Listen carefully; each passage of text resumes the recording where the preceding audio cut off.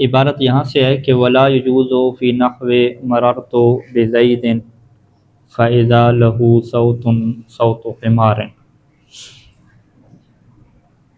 یہاں پہ گفتگو ہماری چل رہی ہے کہ مصدر جو ہے فعل والا عمل کب کرتا ہے۔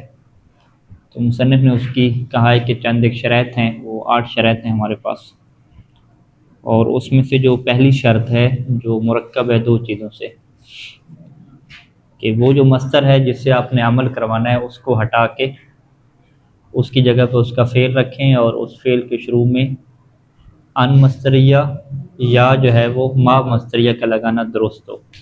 درست ہو کا مطلب یہ ہے کہ معنی میں کوئی فرق نہ پڑتا ہو، تو اس اعتبار سے پھر وہی جو مصدر ہوگا وہ عمل کر پائے گا۔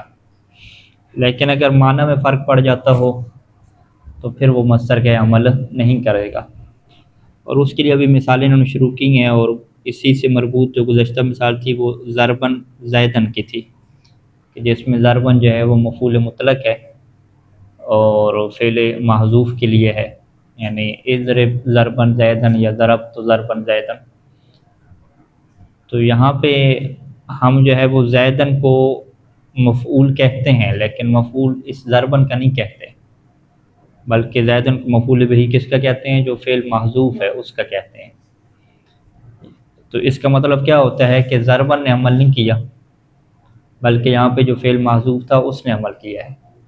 اگر ضرباً عمل کرتا تو پھر زیدن کو ہم اسی ضرباً کا کیا کہتے ہیں؟ مفعول کہتے ہیں، جبکہ ہم کیا کہہ رہے ہیں کہ ضرباً خود مفعول مطلق ہے اور اس کا اپنا فعل معذوف ہے، اور جو اس کا فعل معذوف ہے اس کے لیے زیدن مفعول بہی ہے۔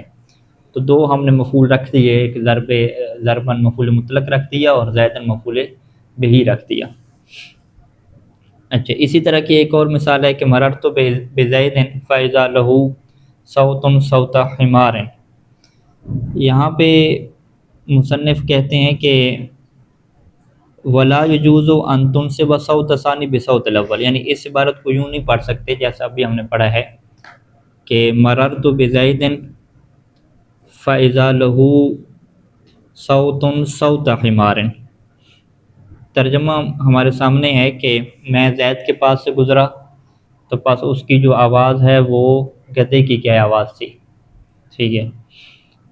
تو یہاں پہ اب یہ بحث ہے کہ اگر صوتوں کو آپ صوت و حمارن پڑھتے ہیں تو پھر تو وہ صوتن کے لیے کیا بن جائے گا؟ صفت بن جائے گا، تابع بن جائے گا۔ یعنی فاذا لہو میں لہو کو جار مجرور خبر مقدم کہہ دیں گے، صوتن جو ہے وہ مبتدا مؤخر ہو جائے گا، اور صوتن جو ہے وہ موصوف کہلائے گا، اور صوت و حمارن اس کی کیا کہلائے گی؟ نعت کہلائے گی، ٹھیک ہے۔ صوتن یعنی ایسی آواز جو کہ کیا ہے؟ صوت و حمارن، حمار والی آواز ہے۔ موصوف صفت کے حیث سے آپ بنا لیں تو پھر یہ مسئلہ کیا ہے؟ حل ہو جاتا ہے۔ تو اصل میں یہی ہے، یعنی وہ یہ کہنا چاہتا ہے کہ میں زید کے پاس سے گزرا تو اس کی جو آواز ہے وہ گدھے کی آواز کی طرح تھی۔ اگر ہم یہاں پہ صوت حمارن پڑھیں، یعنی اس کو ہم صوتن کے لیے صفت نہ بنائیں، بلکہ صوتن وہی مرفوع ہوگا اور آگے صوتا کیا ہو جائے گا؟ منصوب ہو جائے گا۔ تو پھر یہاں پہ یہ بحث ہوتی ہے کہ صوتا کو آپ نے منصوب کیوں پڑھا ہے۔ تو اس میں ایک بات یہ کہی جا سکتی ہے کہ جو صوت کو نصب دینے والا ہے وہ پہلے والا صوت ہے، کیونکہ پہلے والا صوت کیا ہے؟ مصدر ہے، تو مصدر کیا دیتا ہے؟ عمل کرتا ہے، تو یہی مصدر کیا کرے گا؟ دوسرے صوت کے اوپر عمل کر دے گا۔ تو مصنف کیا کہتے ہیں کہ اگر آپ مصدر کو عمل کروانا چاہتے ہیں صوت کے اوپر تو پھر یہاں پہ اس شرط کو پورا کریں۔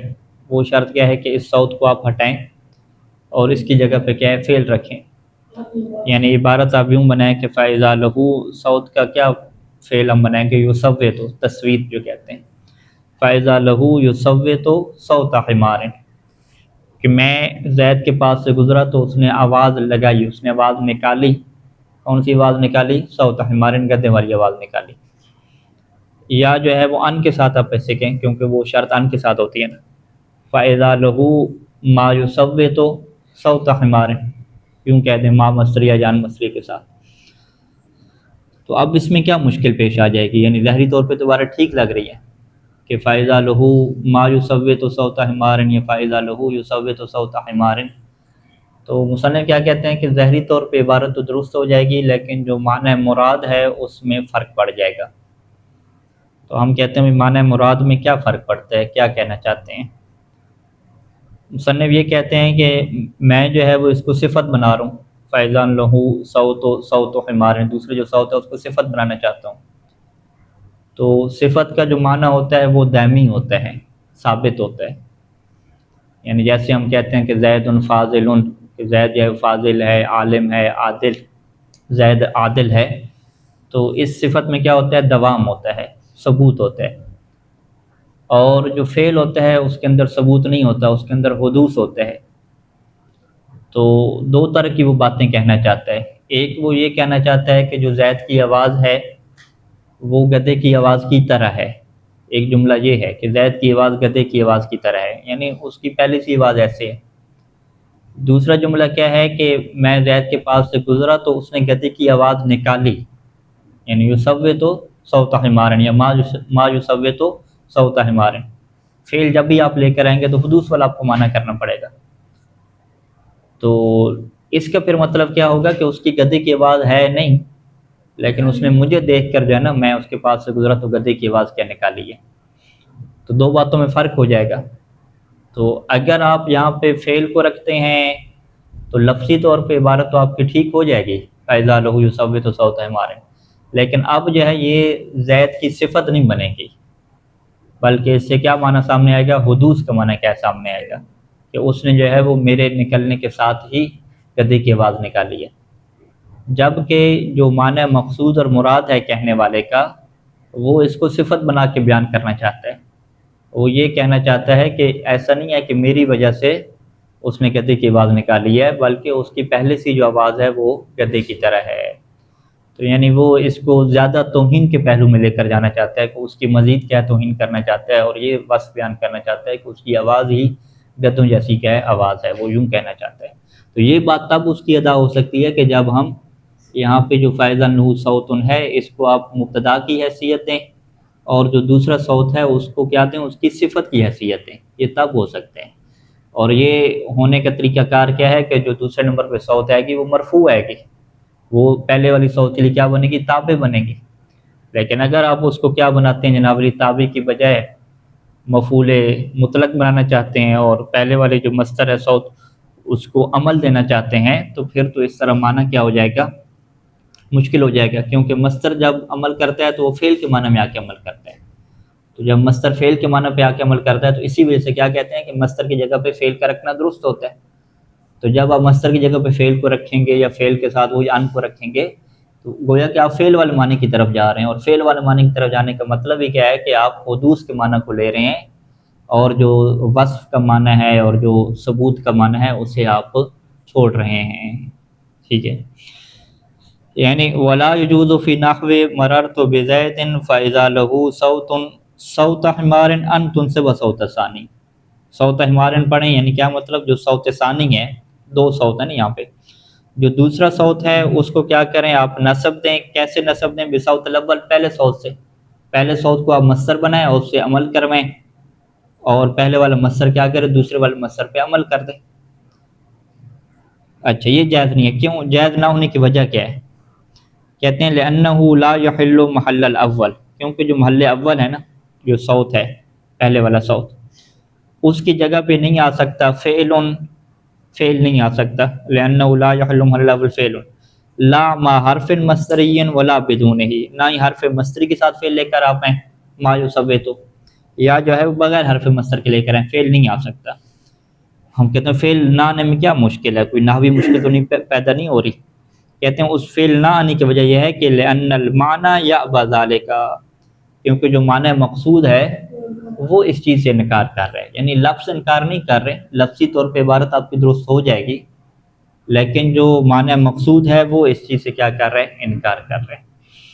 لأن المراد، کیونکہ جو مراد اور مقصود ہے، جو کہنے کا اس کا مقصد ہے وہ یہ ہے کہ ان کا مررت بہی وہو فی حالت تسویتہ، مراد یہ ہے کہ تو اس کے پاس سے گزرا اور وہ اپنی اسی حالت تسویت میں تھا۔ ٹھیک ہے، حالت تسویت کیا مطلب؟ یعنی اس کی تسویت کی حالت بیان کرنی ہے، تسویت یعنی صوت نکالنا، اس کی جو آواز نکالنے کی حالت ہے نا اس کو بیان کرنا مقصود ہے کہ اس کی حالت ہی ایسی ہے۔ ٹھیک ہے، تو جب آپ گزرے تو وہ اسی حالت میں تھا۔ ٹھیک ہے، حالت کا مطلب کیا ہوتا ہے کہ پہلے سے حال چلتا آ رہا ہے اور ابھی اسی حالت کو کیا بیان کرنا مقصود ہے۔ لا انہو، ایسا نہیں ہے کہ احدث تسویتا، کہ وہ اس کی حالت تو تسویت کی نہیں تھی لیکن اس نے کیا کیا؟ احدث تسویتا، اس نے ابھی تسویت کو ایجاد کیا۔ ان مرور کبھی، کہ جب آپ اس کے پاس سے گزرے، یعنی جب آپ اس کے بعد سے گزرے تو اس نے کیا کیا؟ احدث، اس طرح کی آواز کو پیدا کیا۔ تو آواز کا پیدا کرنا اور ہے اور اس کی حالت ایسا ہونا اور ہے۔ تو مراد کیا ہے؟ اس کی حالت تسویت کو بیان کرنا ہے کہ اس کی صوت کی حالت ہی یہی ہے، نہ کہ یہ بیان کرنا مقصود ہے کہ اس نے صوت کو پیدا کیا میرے جانے کے اوپر۔ اچھا جی، تو لین المراد ان کا مررتا، ان کا مررتا سے یہ تعبیر واضح کرتی ہے کہ اوپر جو مثال ہے وہ مررتا بزیدن ہونا چاہیے کیونکہ مخاطب کر رہے ہیں۔ ٹھیک ہے جی، مررتا بزیدن فاذا لہو صوت صوت حمار، صوت حمار، واضح یہ مطلب انشاءاللہ۔ ہاں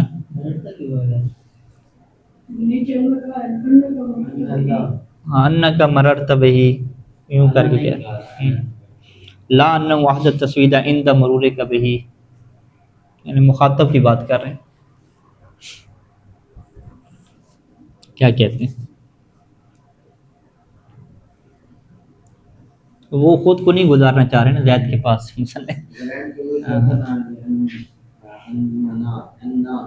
ہاں، یعنی وہ مصنف خود کو نہیں گزارنا چاہ رہے، آپ کو گزارنا چاہ رہے ہیں کیونکہ خود کو نے شاید ڈر لگا ہوا ہے کہ آواز گدے جیسی ہے تو باقی حرکات گدے جیسی نہ، یوں ہے۔ لہٰذا ہم میرا مثال چینج کر دیں کہ مررت بزید فاذا لہو صوت صوت حمار۔ اچھا جی، مثال پیش کی نے بتایا کہ آپ ایسا نہیں کر سکتے اس مثال میں، آپ کا یہ ارادہ نہیں ہے، ہاں آپ کا یہ ارادہ نہیں ہے۔ لأن المراد انک مررت بہ، کیونکہ آپ کی مراد یہ ہے، یہ بھی کہہ سکتے ہیں، یہ بھی اچھا ہے۔ مصنف نے اس قائل کو یہ کہنا چاہ رہے ہیں، قائل کو خطاب کر کے کہنا چاہ رہے ہیں۔ اچھا، الشرط الثانی، دوسری جو شرط ہے مصدر کے عمل کرنے کی وہ یہ ہے کہ ان لا یکون مصغرا، کہ مصدر کی تصویر نہ ہوئی ہو۔ جو تصویر جس مصدر کی ہو جاتی ہے وہ پھر عمل نہیں کر سکتا۔ فلا یجوز، پس جائز نہیں ہے یہ کہنا کہ اعجبنی زریب کا زیدن، یہاں پہ کس کو عمل کروایا گیا؟ زریب کو عمل کروایا گیا ہے کا اور زید کے اوپر۔ تو اعجبنی ضرب کا زیدن پیچھے مثال تھی، وہ کہہ سکتے ہیں، لیکن اعجبنی زریب کا زیدن میں ضرب کا زریب بنا دیا گیا تو یہ عمل نہیں کرے گا۔ ولا یختلف النحویون فی ذلک، نحویوں کے اس بارے میں کوئی اختلاف نہیں ہے۔ وقاس علی ذلک بعضهم، بلکہ بعض نحویوں نے اسی کے اوپر قیاس کیا ہے اس مصدر کو، المصدر المجموع، کہ جو مصدر کیا ہوتا ہے؟ جمع ہوتا ہے۔ فمنع اعمالہ، پس انہوں نے جو مصدر مجموع ہے یعنی جو مصدر جمع جس کا بنا دیا جاتا ہے، مثلا ضربن ضربان اور ضربون ہو جائے گا جمع اس کی، یا ضروب، ہاں ضروب، ضروب جماعت کی، ضرب کی ضروب، تو انہوں نے جو ہے وہ مصدر جو مجموع ہے اس کو بھی کیا کہا ہے؟ فمنع اعمالہ، مصدر مجموع کے عمل کرنے کو بھی منع کر دیا، حملا لہ علی المصغر، مجموع مصدر کو کس کے اوپر حمل کیا؟ مصغر کے اوپر حمل کیا۔ اور انہوں نے یہ دلیل دی کہ انہوں نے کہا کہ دیکھیں جو مصدر جب مصغر بن جاتا ہے تو اس کی فعل کے ساتھ شباہت کیا ہو جاتی ہے؟ ختم ہو جاتی ہے، کیونکہ فعل ہمارے پاس کیا ہے؟ مصغر نہیں ہوتا۔ تو جب انہوں نے کہا کہ ابھی مصغر کی یہ وجہ بنتی ہے کہ مصدر جس نے فعل والا عمل کرنا تھا اس کی فعل کے ساتھ شباہت ختم ہو گئی، تو انہوں نے کہا جمع میں بھی پھر یہ قانون ہوگا، بلکہ تثنیہ میں بھی یہ قانون جاری ہوگا، کیونکہ جو فعل ہے وہ بھی جمع اور تثنیہ نہیں ہوتا۔ کہہ دیتے ہیں کہ فعل ماضی تثنیہ کا صیغہ، فعل ماضی جمع کا صیغہ، لیکن حقیقت میں وہ فعل، ہاں فعل ایک ہی ہوتا ہے، وہ جو فاعل ہے نا وہ کیا ہو رہا ہے؟ تسنیہ اور جمع ہو رہا ہوتا ہے نا، فعل تو ایک ہی رہتے ہیں. اسی وجہ سے ضربا اور ضربو میں کیا کہتے ہیں کہ فعل کے ساتھ جو الف ہے نا یہ اسم لگ گیا ہے، جو الف ہے الف ضمیر ہے، اور ضربو میں واو کے ساتھ کیا لگ گئی، واو ضمیر لگ گئی جو کہ اسم ہے، یعنی فعل اور اسم کو آپ نے جمع کر دیا نا. تو فعل تو جو ہے وہ آپ کے پاس ایک ہی ضربہ ہی چلتا آ رہا ہے، آگے جو ہے وہ جو اسم فاعل ہے، جو فاعل ہے وہ کیا ہو رہا ہے، اس کا چینج ہو رہا ہے جو کہ اسم ہے.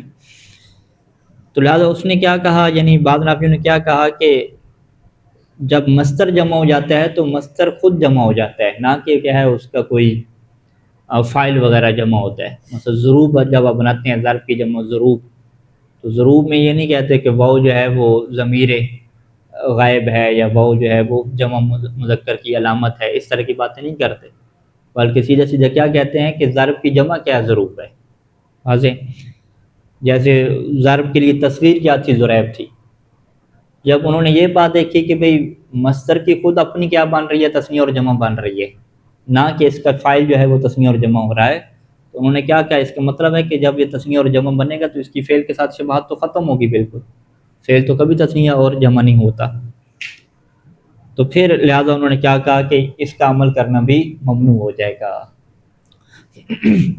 اچھا، لأن کل منہما، یعنی مصغر کے اوپر عمل کیوں کیا، لأن کل منہما، کیونکہ ہر ایک ان دونوں میں سے، یعنی مصغر میں سے اور جمع میں سے، کیونکہ مصغر اور جمع میں سے ہر ایک کیا ہے، مباین للفعل ہے، یہ فعل کے کیا ہے، مباین ہے، فعل کے مشابہ نہیں ہے، فعل کے کیا ہے، بالکل الٹ ہے. وَأَجَازَ كَثِيرٌ مِّنْهُمْ اعْمَالَهُ، جبکہ بہت سارے جو نحوی ہیں انہوں نے اجازت دی ہے، کس کی اجازت دی ہے، اعمالہ، اعمال المصدر المجموع، انہوں نے مصدر مجموع کے عمل کرنے کی اجازت دی ہے، اور ان کی اس کے اوپر دلیل جو ہے وہ قدیم عربی زبان سے کچھ اشعار ہیں. وَاسْتَدَلُّوا بِنَحْوِ قَوْلِ، اور انہوں نے شاعر کے اس طرح کے قول سے کیا کیا ہے، استدلال کیا ہے. یعنی ہمارے سامنے نظریہ کیا آ رہا ہے کہ جو مصدر مصغر ہے، یہاں تو تمام نحویوں کا اتفاق ہے، اور مصدر مصغر سے کچھ لوگوں نے قیاس کرنے کی کوشش کی اور مصدر جمع کو بھی شامل کیا، کچھ لوگ وہ تھے، لیکن زیادہ تر لوگوں نے کہا کہ نہیں، آپ کا یہ قیاس نہیں چلے گا، کیونکہ جو قدیم اشعار ہیں وہ آپ کے اس قیاس کو باطل ثابت کر دیتے ہیں. اب وہ ایک شعر لے کر آئے ہیں کہ جس کے اندر وہ دکھائیں گے کہ مصدر جمع ہے اور مصدر جمع کیا کر رہا ہے، عمل کر رہا ہے. وعدت وکان الخلف منک سجیتا مواعید عرقوب اخاہ بیترب، بیترب، ہاں بیترب، یسرب کو کیا پڑھتے ہیں، یترب پڑھتے ہیں، یسرب یترب، یسرب وہی جو علاقہ ہے یسرب کا، مدینہ کا. جو شاید مثال میں کیا ہے، پہلے شعر میں دیکھیں تو کوئی مصدر ہمیں نظر نہیں آ رہا، دوسرے میں مواعید جو ہے نا، یہ جمع جو ہے، یہ کہتے ہیں جو مصدر میمی ہے نا، وعدہ سے موعد، اس کی یہ کیا آتی ہے، جمع آتی ہے، مواعید. اچھا، مواعید مضاف ہو رہا ہے عرقوب کی طرف، مواعید عرقوب، آگے کیا ہے، اخاہ، عرقوب ایک بندے کا نام ہے، کہ عرقوب کے وعدے، اخاہ اپنے بھائی سے. ٹھیک ہے جی. تو عرقوب کے وعدے اپنے بھائی سے شاید مثال کیسے بنا، وہ یہ کہیں گے کہ اخاہ جو ہے یہ منصوب ہے، علامت نصب کیا ہے، اس کے اوپر الف ہے، تو اس کو نصب دینے والی کیا چیز ہے. ٹھیک ہے جی. عرقوب کا اپنے بھائی سے وعدے کرنا، تو اپنے بھائی سے وعدے کرنا یہ کیا واقع ہو رہا ہے، مفعول واقع ہو رہا ہے، کس کے لیے، مواعید کے لیے. ٹھیک ہے. یعنی پورا شعر کیسے ہے، وعدتا، تم نے وعدہ کیا، وکان الخلف منک سجیہ، اور وعدے کی خلاف ورزی کرنا تمہاری کیا سجیت اور عادت ہے. مواعید عرقوب، وعدتا مواعیدہ، خود مواعیدہ منصوب کیوں ہے، یہ وعدتا کے لیے مفعول مطلق واقع ہو رہا ہے. یعنی مواعدتا مواعیدہ، تو نے کون سے وعدے کیے، عرقوب والے وعدے کیے. عرقوب کے وعدے کس کے ساتھ، اپنے بھائی کے ساتھ، مواعید عرقوب اخاہ. یعنی شاعر یہ نہیں کہنا چاہتا کہ وعدت اخاہ، اخاہ کو جو ہے وہ معمول بنا ہے وعدتا کے لیے، ایسا تو نہیں ہے کہ تو نے اس کے بھائی کے ساتھ وعدے کیے، یہ نہیں کہنے کا مقصود، بلکہ مقصود کیا ہے کہ وعدت مواعید ارقوب، تو ایسے طرح کی جس طرح ہاں تم نے وہ اس طرح وعدے کیے جیسے ارقوب وعدے کرتا ہے اخاہو اپنے بھائی کے ساتھ. تو ارقوب کا اپنے بھائی کے ساتھ وعدے کرنا کہاں پہ؟ بیترب، یعنی بیترب، یترب، یترب پڑھیں گے، یسرب، یسرب کے کیا مقام پہ؟ ٹھیک ہے، آپ کو یسرب ہی، اچھا ہمارے پاس یترب ہے، نیچے لغت میں پوری بحث ہے کہ یسرب کو کیا یترب پڑھا جاتا ہے. ٹھیک ہو شاید امثال جی.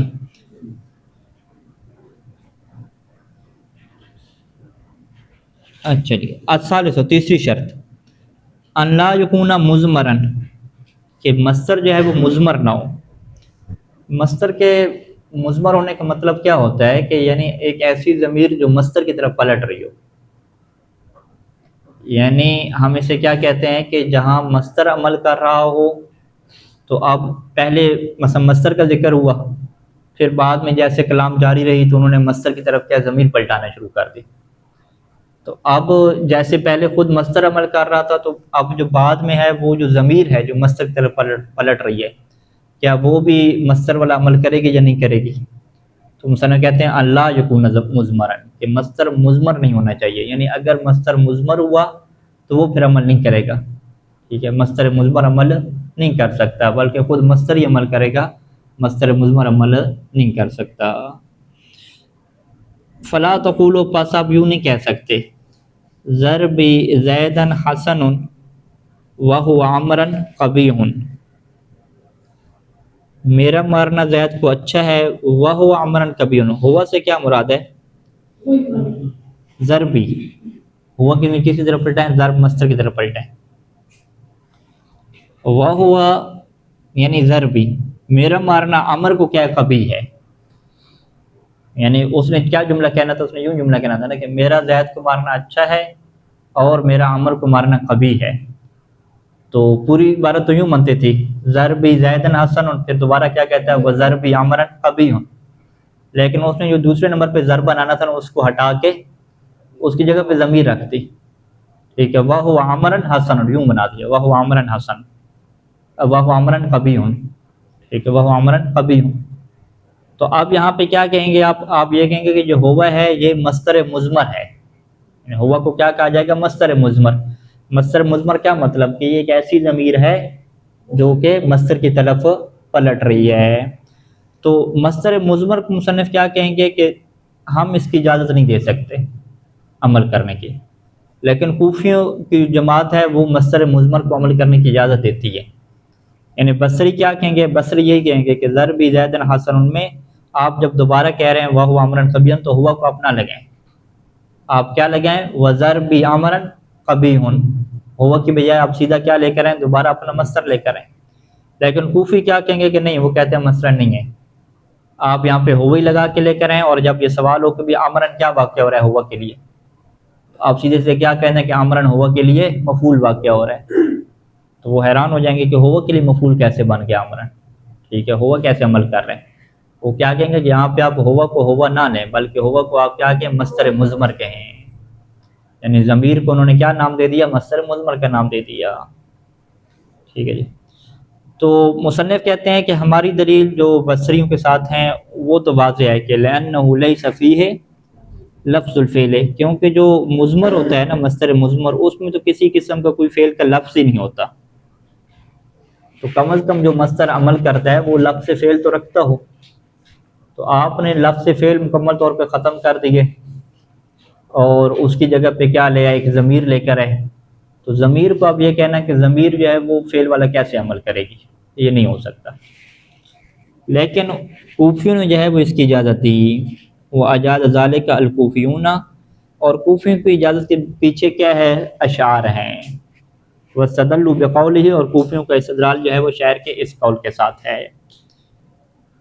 وما الحرب الا ما علمتم وذقتم، کہ جنگ نہیں ہے مگر جنگ وہی ہے کہ الا ما علمتم، کہ جو تم اچھی طریقے سے جانتے ہو اور جس کا ذائقہ چکھ چکے ہو. یعنی جنگ ایک حقیقت ہے. وما هو عنها بالحدیث المرجم، حدیث مرجم کسے کہتے ہیں؟ یعنی کوئی ظنی بات، ایسی بات کہ جس کا انسان کو صحیح طریقے سے پتہ نہ ہو. حدیث مرجم میں اندازہ لگانے والی باتیں. یہ رجم بالغیب اسی سے کہتے ہیں نا، رجم بالغیب، غیب کی خبریں دینا، غیب کے اندازے لگانا۔ حدیث مرجم یعنی ایسی بات جس کا اندازہ لگایا گیا ہو۔ تو شاعر یہ کہنا چاہتا ہے کہ جنگ کی حقیقت کو تم اچھے طریقے سے جانتے بھی ہو اور چکھ بھی چکے ہو۔ جنگ کے متعلق جو بات کرنا ہے وہ ایسی بات نہیں ہے کہ جو ہم کہیں کہ اندازوں والی بات ہے، کہ کسی کو پتہ ہی نہ ہو کہ جنگ ہوتی کیا ہے۔ جنگ کی جو حقیقت ہے، اس کے نقصانات سب کو پتہ ہیں کہ وہ کیا چیز ہے۔ تو شاہد مثال یہاں پہ بنا کہ وما ہوا عنہا بالحدیث المرجم، ٹھیک ہے۔ ما ہوا عنہا بالحدیث المرجم میں جو بصری ہے وہ ہوا کے اوپر کیا ڈٹے ہیں، ٹھیک ہے جی۔ وما الحرب الا ما علمتم وذقتم وما هو عنها بالحديث المرجم۔ اب وہ ہوا کو کیا لے کر آئیں گے، مصدر مضمر بنائیں گے، ٹھیک ہے۔ مصدر مضمر بنانے کا کیا مطلب ہوتا ہے کہ ہوا کی ضمیر کو پلٹائیں گے ایک مصدر کی طرف۔ اب وہ مصدر اگرچہ پہلے ذکر نہیں ہے، ٹھیک ہے جی، تو اس کا وہ کیا بنائیں گے، ایک معنی بنائیں گے، معنی کے اعتبار سے بنائیں گے۔ وہ معنی کیا بنائیں گے، وہ کہیں گے کہ یہ جو ہم جملہ کہہ رہے ہیں مل حرب الا ما علمتم وذقتم، کہ جنگ نہیں ہے مگر وہی ہے کہ جس کو تم جانتے ہو اچھی طریقے سے اور ذائقہ چکھ چکے ہو۔ کہتے ہیں یہ جو قول ہے نا، پورے کا پورا قول، اس کو آپ مصدر کی جگہ پہ رکھیں، ٹھیک ہے۔ القول آپ کہتے ہیں یا الحدیث کہتے ہیں، القول کہیں یا الحدیث کہیں، وہ مصدر ہی ہو جائے گا۔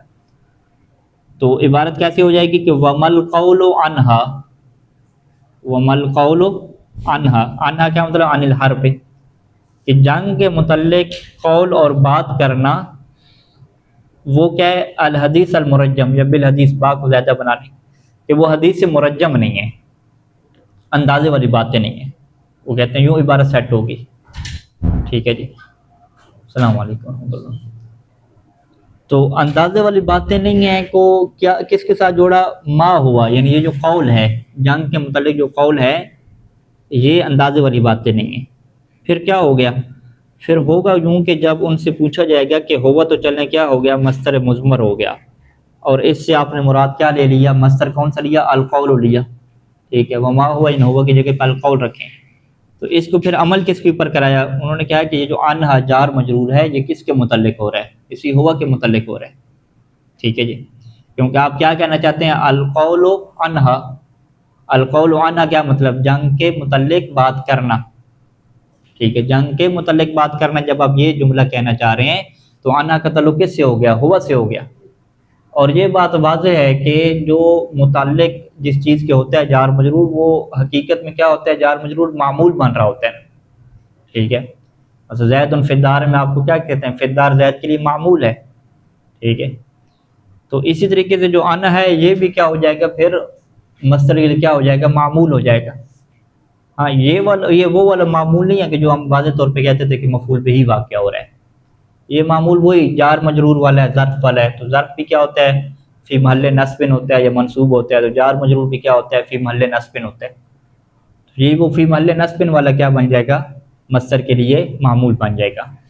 تو شاہد مثال کی یہاں پہ آپ کیسے وضاحت کریں گے، شاہد مثال میں آپ کیا کہیں گے کہ ہوا جو ہے مصدر مضمر ہے جس نے عمل کیا ہے عنہا کے اوپر، کیونکہ عنہا کی جو ضمیر ہے وہ کس کی طرف پلٹ رہی ہے، ہوا کی طرف پلٹ رہی ہے۔ پھر جب یہ سوال ہوگا کہ ہوا مصدر مضمر کیسے ہے، تو آپ کیا کہیں گے، کیونکہ ہوا سے مراد وہ القول ہے، کہ ما هو القول عنہا، کہ جنگ کے متعلق بات کرنا۔ تو القول کیا ہے، مصدر ہے، جس طریقے سے الحدیث کیا مصدر ہے۔ تو مصنف یہی بات کرتے ہیں کہ اصل میں جو ہے وہ یوں کہنا چاہتے ہیں کہ ومل حدیث و عنہا، حدیث و عنہا کی حدیث و عنہا کیا مطلب، یعنی ہوا عنہا نا، ٹھیک ہے۔ حدیث و عنہا کہیں یا ہوا عنہا کہیں، تو ہوا کی جگہ پہ وہ کیا رکھتے ہیں، الحدیث رکھتے ہیں۔ ان ہوا کی ضمیر کس کی طرف پلٹ رہی ہے، حدیث کی طرف پلٹ رہی ہے۔ تو حدیث پہلے لفظ تو ذکر نہیں ہے، لیکن معنوی طور پہ ضمیر کا مرجع کیا بنا دیا، معنوی بنا دیا۔ یعنی مل حدیث عنہا، یعنی جنگ کے متعلق بات کرنا، بالحدیث المرجم، وہ حدیث مرجم نہیں ہے، ٹھیک ہے۔ ماں کا جو کیا نام ہے، اسم جو ہے وہ الحدیث عنہا ہو جائے گا جو مرفوع ہے، اور بالحدیث المرجم یہ اس کے لیے کیا بن جائے گی، خبر بن جائے گی۔ اور بالحدیث میں لفظ سے جو حرف جار ہے اس کو آپ کیا بنائیں گے، زائدہ بنائیں گے۔ زائدہ اس لیے آپ بنائیں گے کیونکہ وہ کسی کے متعلق نہیں ہوگا، ٹھیک ہے جی۔ متعلق نہیں ہوگا تو سیدھا وہ کیا بن جائے گا؟ خبر بن جائے گا، یعنی مل حدیث وانا حدیثاً مرجمن یوں بن جائے گا۔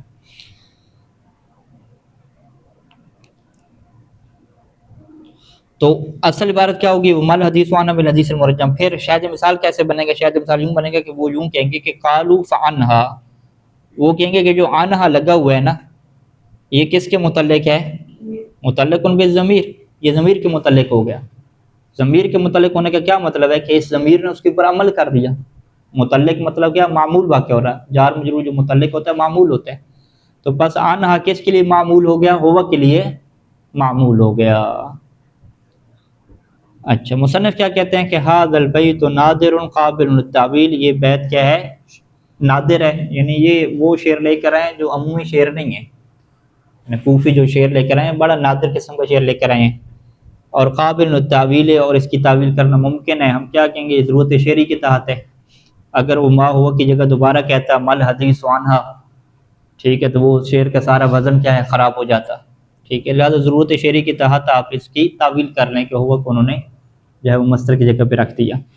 تو فلا تبنى علیہ قاعدۃ، تو بس ایسا نہیں ہے کہ اس شعر کے اوپر آپ پورے قاعدے کی بنیاد رکھیں اور آپ یہ دعویٰ کر دیں کہ جو مصدر کیا ہو جی مضمر ہو وہ بھی کیا کرنے لگ جائے گا؟ عمل کرنے لگ جائے گا، ایسا آپ پھر نہیں کہہ سکتے۔ صلی اللہ علیہ محمد و آلہ اجمعین۔